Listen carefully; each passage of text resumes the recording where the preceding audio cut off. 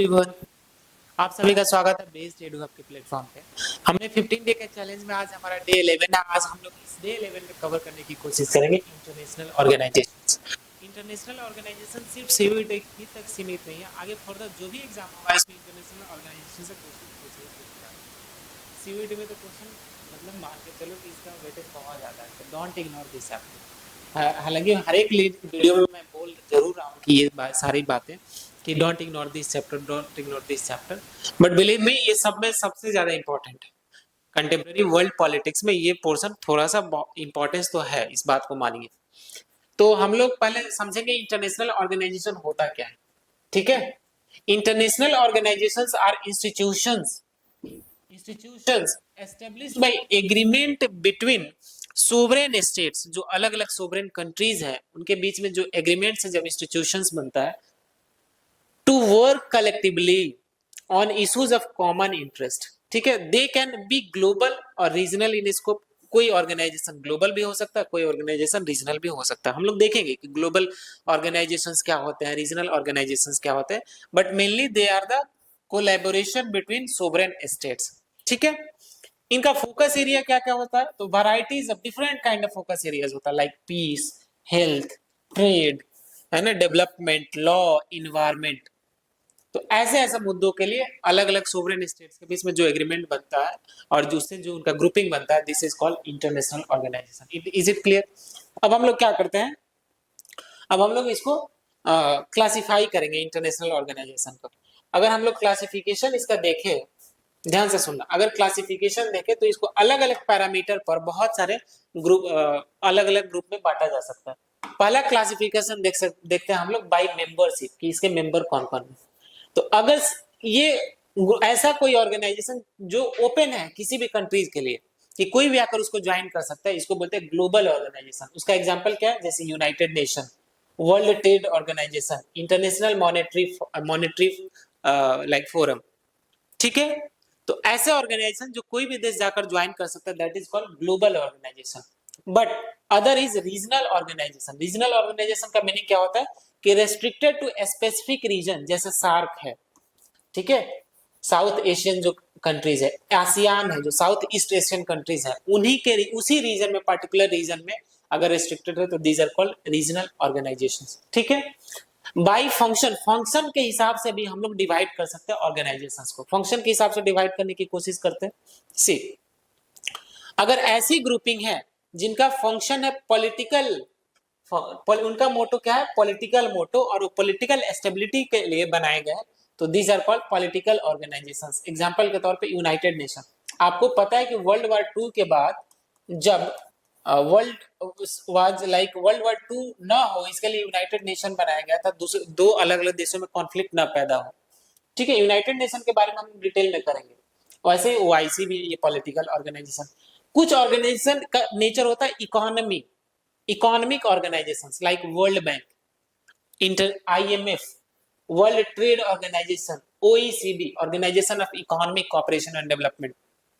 ठीक है, कुछ ऑर्गेनाइजेशंस होते हैं जिनका मेन पर्पस होता है डिफेंस के लिए collaboration, like NATO, North Atlantic Treaty Organisation, हमने पहले लेक्चर में किया भी है, सीएसटीओ। इन द सेम है कुछ ऑर्गेनाइजेशन का मोटो होता है health and humanitarian aid, like World Health Organisation, Red Cross Society, UNICEF. ठीक है, और कुछ ऑर्गेनाइजेशंस इन्वायरमेंटल इशू के लिए कोलैबोरेट करते हैं, like UNEP, United Nation environment programme, like IPCC. ठीक है, यूएनएफ ट्रिपल सी, तो these are like environmental organisation, UNF triple C. ठीक है, United Nation framework on climate combating climate change, है ना, यूएनएफ ट्रिपल सी। हाँ चलो, अब हम लोग देखेंगे कि अगर लीगल स्टेटस के हिसाब से बात करें, लीगल स्टेटस के हिसाब से बात करें तो ऑर्गेनाइजेशंस को दो ग्रुप में बांट सकते हैं। ठीक है, एक होता है inter governmental organisations. Inter governmental organisation ये क्या होता है, ये ट्रीटी के द्वारा बनाया जाता है। जैसे यूनाइटेड नेशन बनाया गया था ना, वो आईएमएफ बनाया गया था ना, वर्ल्ड बैंक बनाया गया था ना, ट्रीटी से बना था। तो अगर एक देश दूसरा देश मिलकर जब बन रहा है तो these are called inter governmental organisation. Non governmental organisations क्या होता है कि ये गवर्नमेंट, एक देश का गवर्नमेंट दूसरे देश के गवर्नमेंट के साथ कोलैबोरेट नहीं करता, वहां का जो लाइक इंडिपेंडेंट होता है ना, जैसे एनजीओ बोलते हैं, है ना, ऐसे समझो कि इंडिया और यूएसए ज्वाइन नहीं कर रहा है, इंडिया का कोई प्राइवेट या कोई ऑटोनोमस बॉडी जाकर और वहां का ऑटोनोमस बॉडी आकर ज्वाइन कर रहा है फॉर ए पर्टिकुलर स्टेट, तो इसको बोलते हैं नॉन गवर्नमेंटल ऑर्गेनाइजेशन। ठीक है, तो ये कुछ क्लासिफिकेशन रहा इंटरनेशनल ऑर्गेनाइजेशंस का। अब हम लोग पर्टिकुलर इंटरनेशनल ऑर्गेनाइजेशंस पे आ जाएंगे। तो जो आपके सिलेबस में है दैट इज यूनाइटेड नेशन, तो राइट डाउन यूनाइटेड नेशन। जो रनिंग नोट्स बना रहे हैं इसको, इसका नोट्स जरूर बनाएंगे। यूनाइटेड नेशन का फॉर्मेशन कब होगा? 1945 में, जब वर्ल्ड वॉर खत्म होगा। ठीक है, 24 अक्टूबर 1945 को यूनाइटेड नेशन बनता है। 24 अक्टूबर 1945 को यूनाइटेड नेशन बनेगा। वर्ल्ड वॉर 2 के बाद, वर्ल्ड वॉर 2 जब फिनिश होता है, जब हिरोशिमा और नागासाकी पर बॉम्ब गिरा दिया जाता है, जब फाइनली ऑफिशियली वर्ल्ड वॉर 2 खत्म होता है, तो एक यूनाइटेड नेशन बनता है जो विश्व के मैक्सिमम देशों का ग्रुपिंग होगा, सो दैट कि इन फ्यूचर ऐसी कोई तबाही देखने को ना मिले, ऐसा कोई भयंकर युद्ध ना हो। ठीक है, पीस मेंटेन रखा जाए। यूनाइटेड नेशन में कितने, ध्यान से सुनना, यूनाइटेड नेशन में कितने लोगों का समूह है? तो ए 193 देश मिलकर यूनाइटेड नेशन बनाएंगे। 193 मतलब 193 मेंबर्स हैं यूनाइटेड नेशन के। ठीक है, इसके मेन ऑर्गन्स कौन कौन से हैं जिसके थ्रू ये फंक्शन करता है? One is general assembly. ठीक है, जनरल असेंबली, इसके जितने टोटल मेंबर है ना यूनाइटेड नेशन के, ये सारे इसके मेंबर होते हैं जनरल असेंबली के। तो इसी में मीटिंग होता है हर एक साल और डिसीजन लिया जाता है। दूसरा जो ऑर्गन है दैट इज सिक्योरिटी काउंसिल, इसको बोलते हैं UNSC, United nation security council. इसके कितने मेंबर होते हैं? तो इसके 15 मेंबर होते हैं, 15 मेंबर। इसी में से 5 मेंबर परमानेंट मेंबर होते हैं जिनके पास वीटो पावर होता है। सबको कमेंट में बताना है कौन से 5 मेंबर है। और 10 मेंबर ऐसे होते हैं जो नॉन परमानेंट मेंबर है, उनके पास वीटो नहीं होता है। ठीक है, तो हर एक 2 साल के लिए, एवरी 2 साल के लिए नॉन परमानेंट मेंबर बनाया जाता है और 2 साल के बाद रिन्यू होते रहता है। नेक्स्ट आता है आपका इकोसेक, इकोनॉमिक एंड सोशल काउंसिल। ये भी एक इंपॉर्टेंट ऑर्गन है यूनाइटेड नेशन का। नेक्स्ट आपका आएगा आईसीजे। आईसीजे क्या है? International court of justice. ठीक है, ग्लोबल लेवल पे एक कोर्ट बनाया गया सो दैट कि कॉन्फ्लिक्ट का रिजोल्यूशन किया जा सके। ठीक है, वन इज सेक्रेटरियाट ऑर्गन। सेक्रेटरियाट क्या करेगा? ये सेक्रेटरियल असिस्टेंस है यूनाइटेड नेशन को प्रोवाइड करेगा। ठीक है, अपने डे टू डे एक्टिविटीज में। And next organ is trusteeship. तो there are 6 organ, 1 2 3 4 5 6, 6 organ of United Nation. मैं फिर से रिपीट कर रहा हूं, general assembly, general security council, इकोसॉक, economic and social council, international court of justice, secretariat and trusteeship. ठीक है, नेक्स्ट आता है, ध्यान से सुनना, नेक्स्ट आता है कि कुछ स्पेशलाइज्ड एजेंसीज हैं यूनाइटेड नेशन का, जिसके थ्रू, एक तो ऑर्गन हमने देख लिया, अलग अलग पार्ट देख लिया, अब देखेंगे कुछ एजेंसीज जिसका यूज करके यूनाइटेड नेशन काम करता है। One is WHO, UN agency. Another is UNESCO. फिर आता है food and agricultural organisation, FAO, ILO, International Labour Organisation, IMF, International Monetary forum. फिर आता है वर्ल्ड बैंक, वर्ल्ड बैंक। तो these are the some specialised agency जिसके through काम करता है। हम अब सबका डिटेलिंग भी देखेंगे, बट यहाँ पे याद कर लो ये एजेंसीज है और ये ऑर्गन है। Is it clear? चलो पहला स्टार्ट करेंगे हम लोग वर्ल्ड ट्रेड ऑर्गेनाइजेशन से, WTO का। नाम से ही क्लियर है कि वर्ल्ड लेवल पर ट्रेड को रेगुलेट करने के लिए एक ग्रुपिंग बनाया जाएगा, that is World Trade Organisation. Is it clear?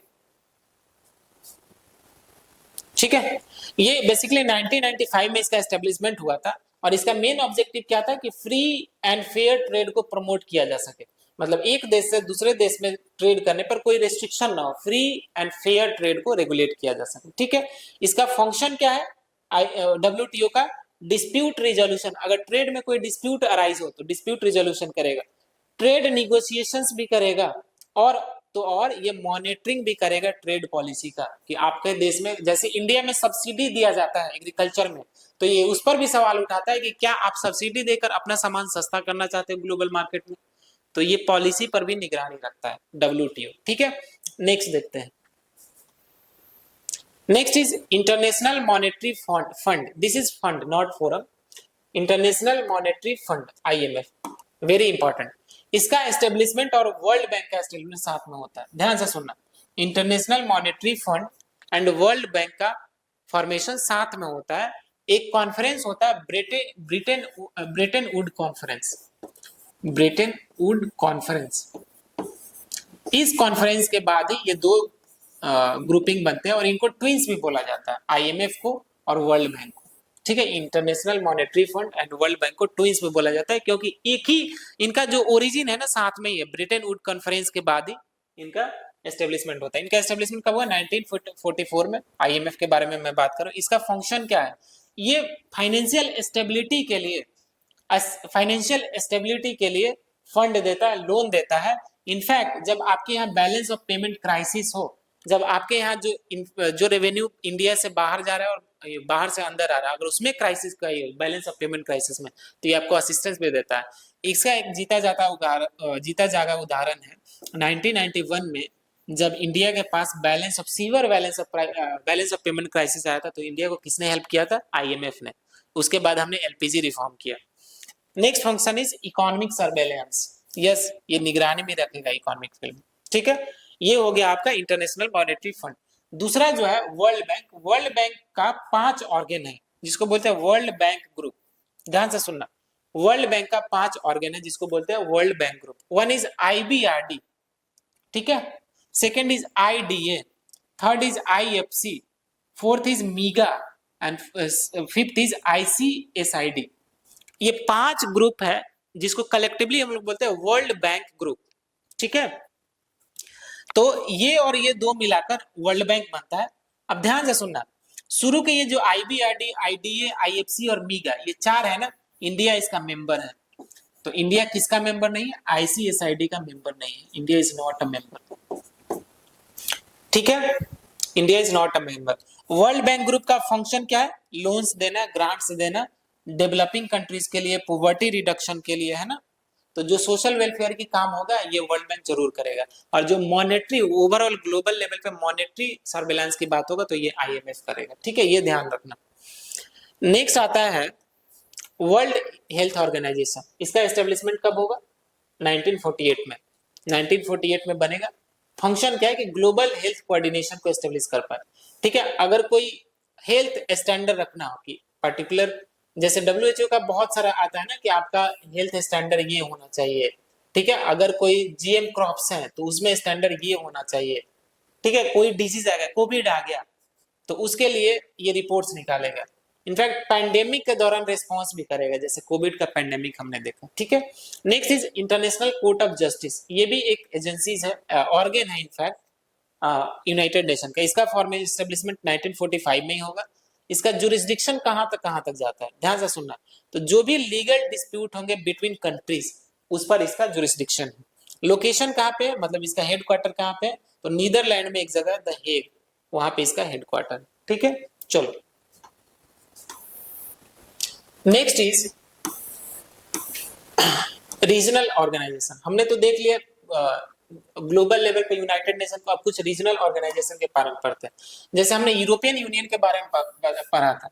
अब आप लोगों को ये बताना है यूरोपियन यूनियन के बारे में, just a second, European union के बारे में ये बताना है कि कितने कंट्रीज हैं। क्या ब्रिटेन उसका पार्ट है?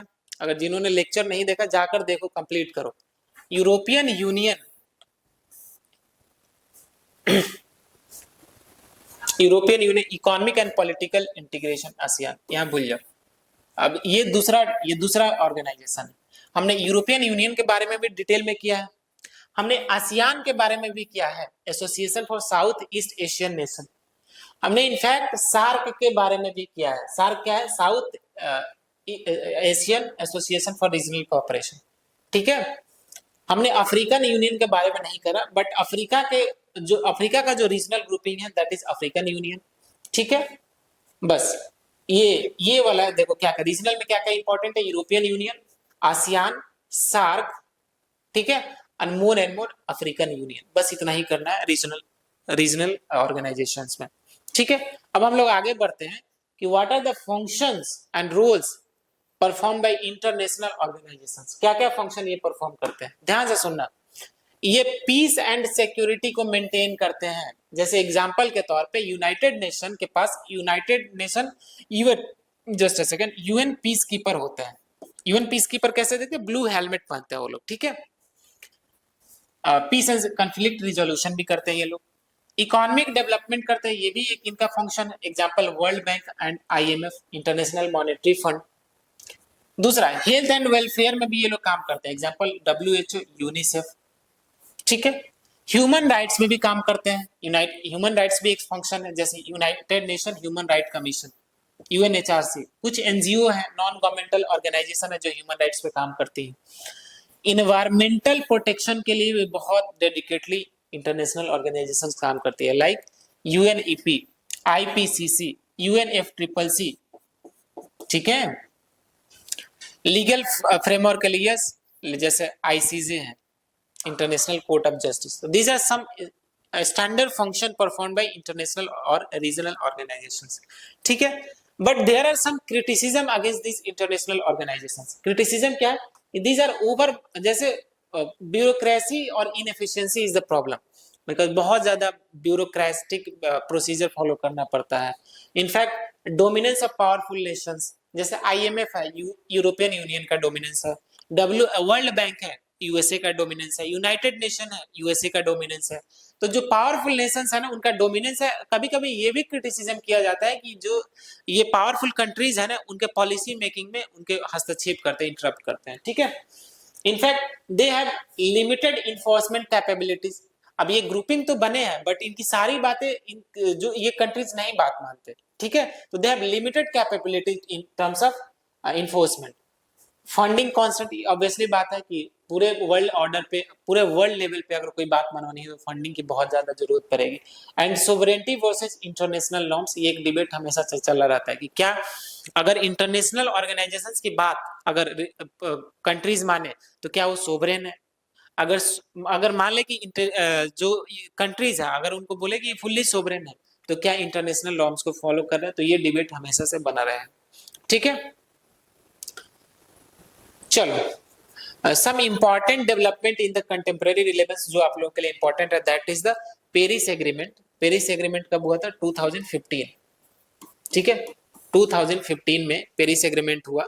कॉन्फ्रेंस ऑफ पार्टीज जो होता है ना, यूएनएफसीसीसी का कॉन्फ्रेंस ऑफ पार्टीज जो होता है, तो उसी का जो कॉन्फ्रेंस ऑफ पार्टीज एक था जहां से पेरिस में हुआ था। तो पेरिस एग्रीमेंट, इसमें क्या बोला गया कि 1.5 डिग्री सेल्सियस अगर एवरेज टेम्परेचर राइज करोगे तो बहुत डेडलॉक, मतलब वो उसके बाद बहुत ज्यादा इरिवर्सिबल लाइक चेंजेस हो जाएगा, रिवर्स नहीं किया जा सकता। ठीक है, कोविड के बाद डब्ल्यूएचओ ने ग्लोबल हेल्थ गवर्नेंस स्टार्ट किया। तो these are the some recent development.